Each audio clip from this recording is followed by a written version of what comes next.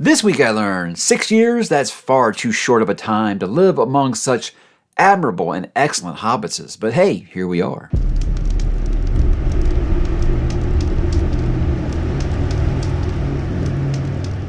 Hey, what's up, bookworms? Mike back with another weekly update. It's today, guys. Yes, 6 years ago today, I decided to turn the camera around and say, hey, these are some things I like to read.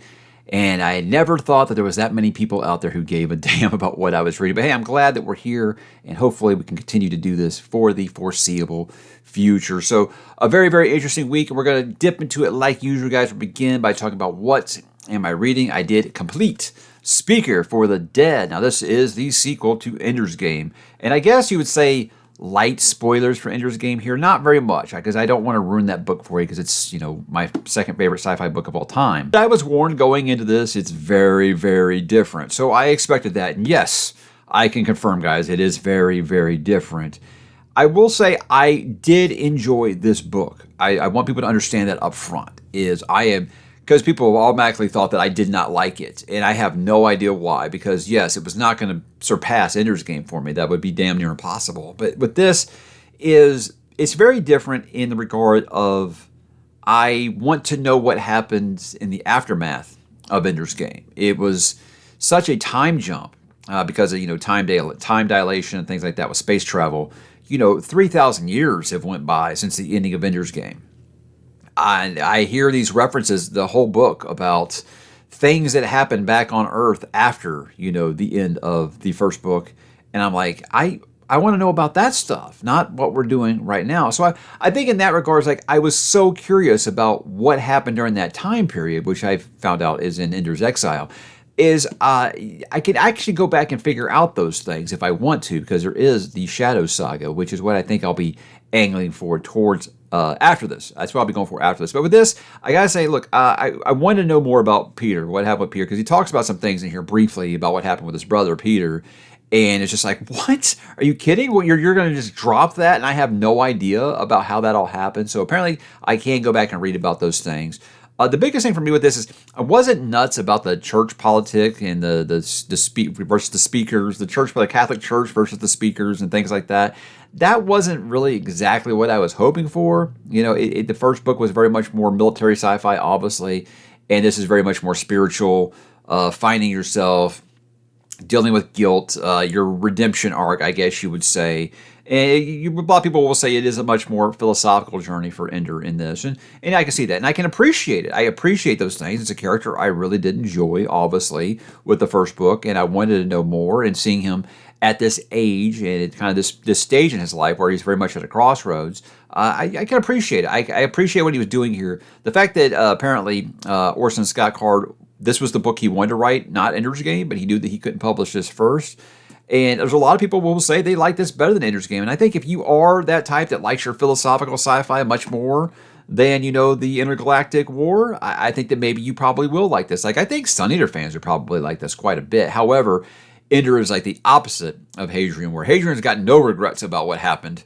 I think that Ender's got all the regrets in the world and all the shame and all the guilt about what happened in Ender's Game. So it's a different series, but I'm saying the style and the politics and thing, I think if you do like the Sun Eater books, you'll probably like where this is going. Biggest question I have about this is Jane, which is kind of like an AI that's Ender's only friend. That's the clear inspiration for Cortana for the Halo games, right? It has to be. There's no way I can imagine that not being the clear inspiration for it. Now, there'll be someone who tells me, actually, Jane was inspired by a novel a decade before this. And that's probably true in sci-fi. But as someone who's played and loves the Halo games, it's just the whole time, this is Cortana, clearly, right? And it was too hard for me not to see it. So I wouldn't be shocked to find out that the people who wrote the Halo games were very much inspired by these books. It's quite possible. They're legendary for a reason. For me, I liked the book a lot. I really, really did. It's nothing like Ender's Game. So to me, I think what I want to do going forward, instead of going in publication order, I'm going to break that rule. Sorry to my buddy Scott the Ball Booktuber. I'm going to break that rule, and I'm not necessarily going to do chronological order, but I do want to go back and find out what happened after Ender's Game and that stuff before we get to this time jump. So I might be doing a little hybrid reading schedule for it here going forward. But I do want to read, the next couple books, Xenocide and what is it, Children of something? I forget what it's called. Maybe I'm thinking Children of Dune. I don't know. But yeah, I think that comparison that I made was pretty good, is that it feels very much like the difference between Dune and Dune Messiah. Much more if it was like we went from Dune to God Emperor of Dune, I think maybe. But it's ridiculously different, but that doesn't make it any less good. It is very good. It's just such a different style of book that it's going to be jarring no matter how prepared you are for it.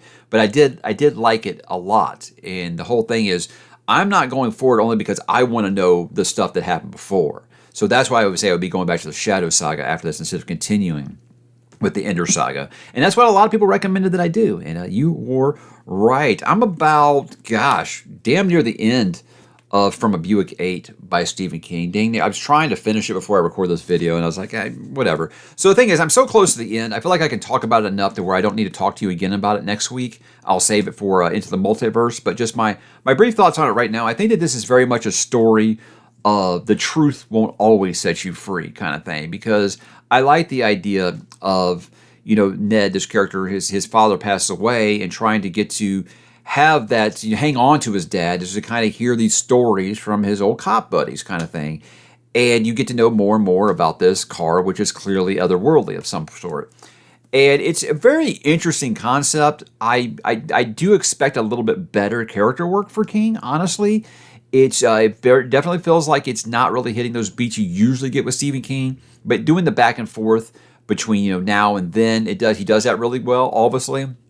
I feel like this has a ton of connections to Dark Tower and Needful Things, but without actually saying it, because obviously this car has some kind of connection to an alternate world of some sort, and there's things that are coming from that world and things from our world that are going to that one. But it also has a character that might or might not have been Leland Gaunt from Needful Things at the beginning. The person who kind of drops this car off at that gas station is described exactly like Leland Gaunt. And if I recall correctly, in Needful Things, Leland Gaunt did have a car that he gave to Ace, which was also a Buick Roadmaster, a much different year. But I think it had all the working parts and stuff, whereas this is very much for show. I don't know. So maybe that's just me wanting to connect it to Needful Things. That's just kind of how I feel right now. But the thing is I said that I couldn't really remember this. I read this on release date when it came out, and I couldn't really recall anything. I think I see why. Because I don't want to use the word mid. That's just rude. But it's just one of those, it's like, it feels like once you finish it, you're not really going to be thinking about it very much, unless like the last 80 pages blows me away. And I feel like I would remember it better if that's the case. But again, it's like, I'm not struggling reading this at all. It doesn't really kind of meet the mold of what I expect in a Stephen King story like this, really getting those this coming of age moment for Ned, or there's something about the character work that really makes me latch onto these characters. Like, all the officers are just kind of like blank avatars to me. They're not really resonating with me at all in the way that a Stephen King story usually would. So this just kind of feels like one where he has a really great idea, and it's really hard for him to really make you latch onto any of these characters, because it's all happening in like a quick succession of this recounting of events. And they're all likable, don't get me wrong, but there's no one that's like, oh my God, please no, not this character, Stephen. Don't take this one away from me. I never really get that vibe right now. But again, when you get past the point of it's where it's telling the story, and you get to like now, it's the events that are happening now, I feel like the book really shifts and it kind of loses a little bit of its weight. So I don't know. It's a mixed bag, I think. I would put this one definitely on the lower half of Stephen King books. And again, I think this is why I don't remember very much about it, because it seems like it might be kind of forgettable. And I mean that in the most respectful way. Again, I don't think Stephen King really can write a bad book. It's definitely one that's not going to be memorable for me. And I'll talk about it much more in depth when we get into the multiverse, and I can confirm whether those connections to Dark Tower and Needful Things are actually the case, or if it's just me wish casting a little bit there. So what am I going to read, guys? Look, I have blown through my books this month. I've had a lot more. Found a lot more reading time this month. Talked about that medication I'm on, makes me feel bleh, and it's finally done, but it did make me get some more reading time. I had some really short books earlier in the month, and I finished all those. All I've got left for the rest of April is to finish this, and then this bad boy, The Failures by Benjamin Lyer. Now, what I've been told about this is this is a super heavy read, and that's why I left it for the end of the month. It is supposedly, I wouldn't say it's like super dense. It might be, but the thing I've heard is like you just really do not understand what is going on in the first half of the book. That he just drops you in media res, and you're just figure it out as you go along. And it's one of those that like people struggle with, because I'm one of those kind of readers where I'm like, I need to understand what's happening on the page. But it's been sold to me as in that Dark Tower kind of way, as in like, you'll find out maybe, you know. And the thing is like, sometimes things are just weird in this world, and it's so weird in this world that people just consider it's normal to them, so it's not going to spend too much time explaining it to you. So it sounds really like a not going to hold your hand type of book, and I can respect that. With me, it's like, what I am worried about is it's going to be one of those where you drop like 1,200 characters on me, and I'm like, I have no idea why I should care about these characters. So that's my apprehension right now. And the fact is, it's like a lot of people seem to DNF this book because it is like that, where it is a struggle to get into and understand what's going on. But it seems like everybody that finishes the book has really incredible things to say about it. Now, that's not always the case. There's been some people that finished and been like, yeah, I don't think I'll be continuing with the trilogy.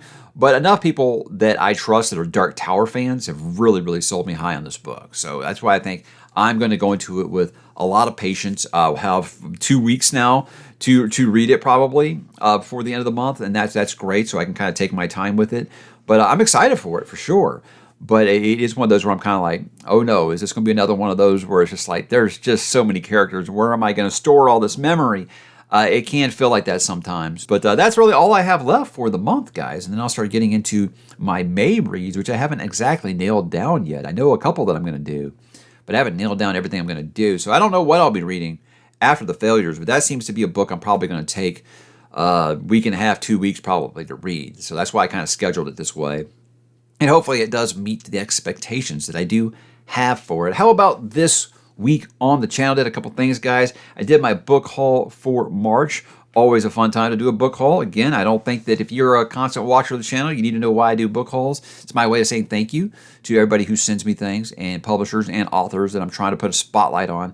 I do appreciate everything that is sent my way. And I did get something else that I did talk about in the book haul video. And that brings us to the sponsor of today's videos. Now, I know a lot of you are audiobook only fans. You listen to a lot of music, listen to a lot of audiobooks. You listen to a lot of podcasts, and I think taking care of your ears is very important. Instead of turning the volume up as loud as you possibly can, I suggest trying out some everyday earbuds by Raycon. And the reason is the active noise cancellation is some of the best I've ever heard. Now, guys, I have used some premium earbuds that really are probably about twice the cost of something like this, and the active noise cancellation is not nearly as good. The other day, I didn't hear the alarm going off on the timer on the stove and almost burned something because the active noise cancellation on here is so good. If you're like me and you listen to a lot of audio-only stuff, spoken word, podcasts, audiobooks, no matter what it is, and you don't want to hear your kids fight in the background, I think these are a great idea versus just turning it up as loud as you possibly can. Another thing I love about these is that the charge time is really good. 10 minutes gets you about an hour and a half. Now, I've been using these for about 2 weeks now, and I've had to charge them one time. And I use them all day, every day. When I work from home 2 days a week, I pretty much have these in my ears the entire time. And they have been working out really great for me. I also like the variety of vibrant colors that they do have. Now, I got these blue ones, but they also have these really cool protective cases. I got this really neat star. I'm kind of a space nerd in some regards. It's got like a space galaxy and things like that, but several to choose from. And I think there's going to be a little something there for everybody. So tune out the extra noise, guys, with Raycon. You can use the link in the description or the pinned comment below, or go to buyraycon.com/Mike's Book Reviews. You can get 20% off during their Mother's Day sale. And worry not, they have a 30-day satisfaction guarantee, so buy with confidence. The series that I am excited for in 2026 this is a video I do every year. We get to the second quarter of the year and I start planning ahead for the next year. A lot of people, that's crazy. I'm like, look, I work in finance. We plan everything 12 to 15 months in advance. So this isn't like me making a schedule or anything. What I always do with this video is I say, look, these are some series that are on my radar that I'm considering starting, and I want feedback from you guys. Are there some that I'm missing that you guys want me to start? Do you think that some of these won't click with me? Do you think these will be a perfect match? What do you think? I want to know what you guys think. So that video is just me presenting a lot of series that are in consideration for what I call my permanent ink video that comes at the end of the year. That's where I say these are series that I am starting next year without a doubt, at least book number 1. It's always been a format that I've used, and it's worked out pretty well so far. I really appreciate the feedback from you guys, because a lot of the times it'll be a series I didn't even put in this video, and you guys commented about it so much, I ended up putting it on my schedule. So it can happen. I do listen to you guys, and I appreciate all the feedback I got in that video. From the early considerations, look, you guys really want me to do Raymond Feist, and I think that one's a lock. I said, I think Rift War is going to be a lock. Last King of Boasting Art, probably going to end up doing a read-along for that since we did one for Memory Star and Thorn. And other than that, it was pretty wide open. A lot of support for, the Powder Mage trilogy by Brian McClellan. A lot of support for that one, and I didn't expect that so much. But it's cool, a nice little mix there of classic and modern, and even some sci-fi in there. And it should be fun. It should be fun kind of monitoring that through the course of the year and seeing, what new ones come on that weren't on that video and some that fall off in that video. And, before we get to that good old permanent ink video at the end of the year. But I would say what I'm thinking is like, this year I started so many new series and I started thinking about, I was like, look, I didn't have any time. I'm kind of forecasting the rest of this year right now. And I'm like, I don't have time to continue any of the series I started last year. Like, I don't know how it would fit in my schedule continuing with Saga of the Forgotten Warrior by Larry Correia, a series that I was really enjoying and I want to continue. When would I continue the Robert McCammon series, Matthew Corbett? It's because I'm starting so many new series. So I think I need to reel that back. I think every time I have like 10 to 12 new series that I want to start. And it's like, okay, well, say you like those and you want to continue with those. Cool. What about the series from the previous year that you started and didn't finish? So it starts to pile up after a while. And I think we all have that problem with starting series and not finishing others and feeling like, oh God, I want to just focus on finishing some series. Look, I know that's not sexy for viewers because they want new stuff. They want to hear you talk about new things instead of continuing things. But I think I need to start thinking about that. And that's why when I do that video at the end of the year, I'm probably going to lower that to like 6 to 8 new series and kind of get some things kind of wiped out from 2024 and 2025 that I think I want to continue with, that I did like, and make sure I can finish some of those series before I start a ton of new ones. So it sounds good on paper, but will it actually happen that way? We'll see. I did it in case you missed it, which was just from last week where I talked about Senseless by Ronald Malfi. It's kind of my way of a micro review, I guess you would call it. Just something that, you know it in case you missed it at this point is just if you don't watch the weekly updates and you kind of want to know about one book, I think it's easier for people who just want to know, hey, what's the new Ronald Malfi like? Hey, this guy's talking about it over here. And they can watch a quick little 4 or 5 minute video about specific books. How about some next week plans, guys? I wasn't sure I was going to do this because it's one of those things where, when I talked about Stormlight Archive, I was like, I feel like everyone else has already talked about Stormlight Archive. Do you guys really want to hear another booktuber talk about this? But I think I'm going to review Dungeon Crawler Carl, book number 1, just because there's so much demand for it, obviously. There's so many people like me that were kind of like on the edge if they were going to read this or not. And they really want to know. And they saw that I enjoyed it, and they're like, okay, well, what did you like about it? What did you not like about it? Did it do this? I'm still kind of worried about that. So I feel like this actually has a basis for a full-on review. So I think I'll go ahead and do it. I won't be doing it for every book or anything like that. But I think for the first book, for people who are kind of concerned if it's going to be for them or not, because I was concerned if it's going to be for me or not. So I think I can kind of answer some of your questions with that. So it's almost more like a good and the bad kind of a review than it is just a straight up book review. But I do want to talk about it because I think that there's plenty to say, and I think I can let you know one way or the other if it's going to be a series for you, because it's not all great. It's definitely not going to be a book for everyone. But I think for people like me that are really like, I'm not really into the lit RPG thing, but I think that this one's a little different. And I think that this can be something that you might enjoy. And we'll talk about that sometime during the week here. And I was thinking about, this is kind of up in the air. I'm not really sure. I did an underrated Stephen King video recently, and I thought that was a good idea. So I was thinking, what are some good underrated fantasy series? Maybe not series that like I really like and other people like, anything like that. There's some that like don't get the attention, because when I was on the Under Towers podcast, we're talking about how it seems like a lot of booktubers are all making the same videos. They're all talking about the same books, and I said there is kind of a herd mentality or FOMO, and we all end up start reading the same thing just based off what we're hearing from everybody else. There are certain series that we coalesce around. I'm like, there are some that really kind of fly under the radar. So I kind of want to talk about some that I would consider underrated, as in like there's not enough people talking about it, there's not enough people reading it. It's one of those, it's like it's just not, it doesn't come up a lot on like everybody's top 10 fantasy series list. So I think you can always talk about underrated series and still be like, yeah, but those are very, very popular. I don't really consider those underrated. But for me, it's like ones that really fly under the radar, don't get talked about a ton, but have a cult following, I guess you would say. So maybe a cult fantasy series that deserve more love. I don't know. We'll talk about that. That one's still kind of in flux. Not really sure how it's going to go. So how about some TV and movie talk, guys, here before I go?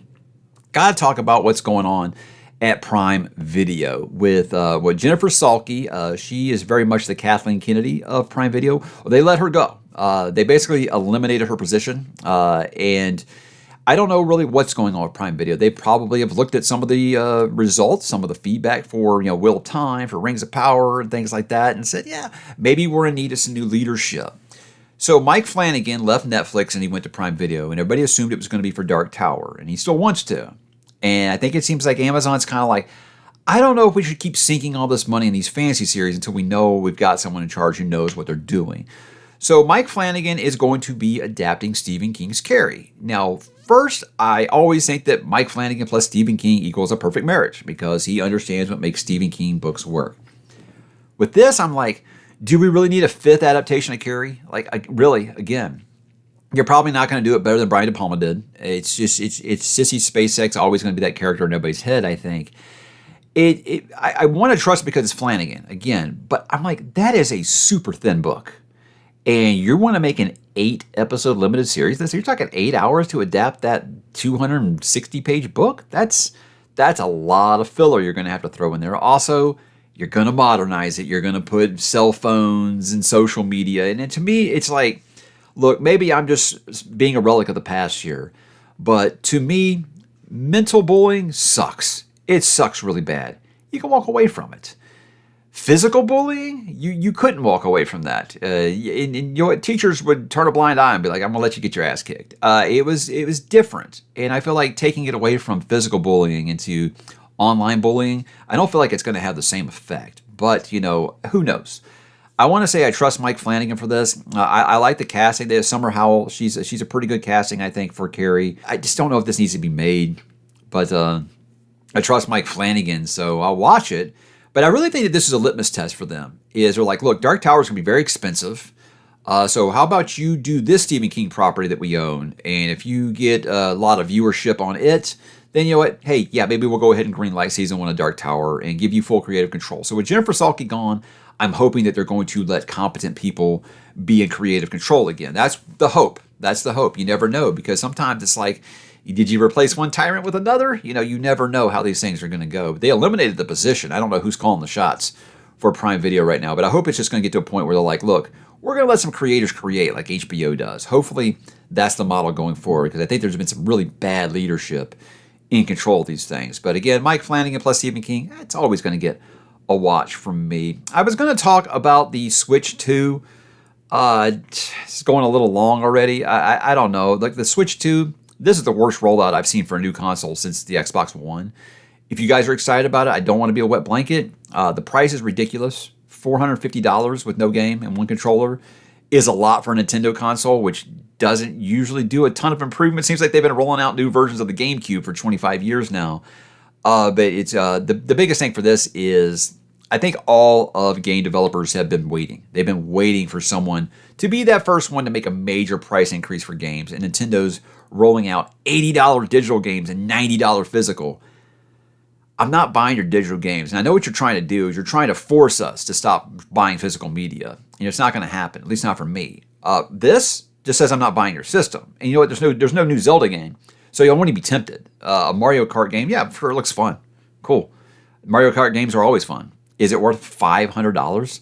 No, I don't think so. And the thing is I don't know if this is verbatim, but maybe it's clickbait that I saw. But apparently, like people way up in Nintendo have responded to this and been like, "Hey, if you can't afford it, then just buy a Switch 1." That's the wrong approach to take. Ask Xbox how that went, because people may not remember when Xbox One and PS4 rolled out. Xbox was starting to get a stranglehold on the gaming world. They were really, the 360 was super, super popular. It did very, very well. They were kind of in control, and that rollout was so bad. Decade plus later, they still haven't recovered, and they're still like a distant third place in the gaming market.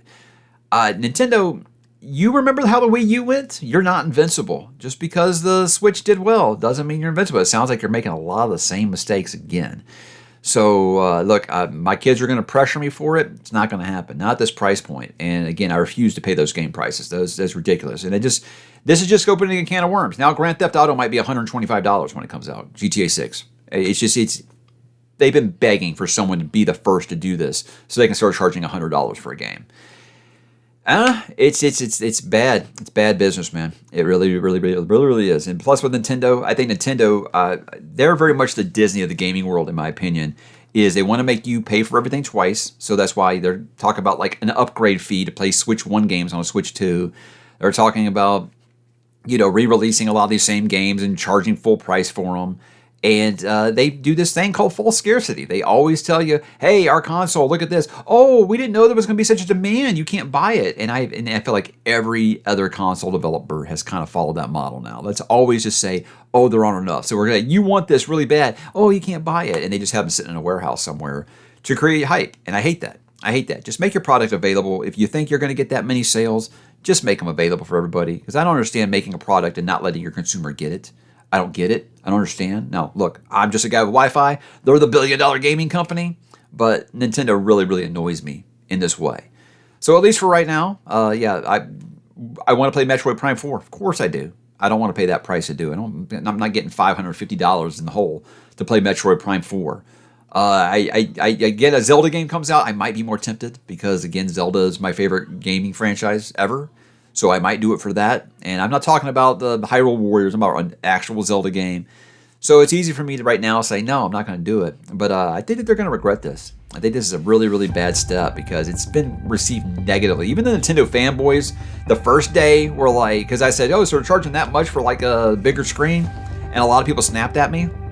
But they've all kind of come back around, especially about the game prices. This is bad for the market, I do think. But we'll see. Time will tell on this, and I might go back to this and laugh at myself. But Switch 2, hey, are you interested in paying that money to get one? I'd love to hear what you think down below. Tell me, guys, what you're up to, what you're reading, what you're watching, what you're listening to, what you're playing. I'd love to hear it. So hit me in the comments, guys, and I will talk to you there.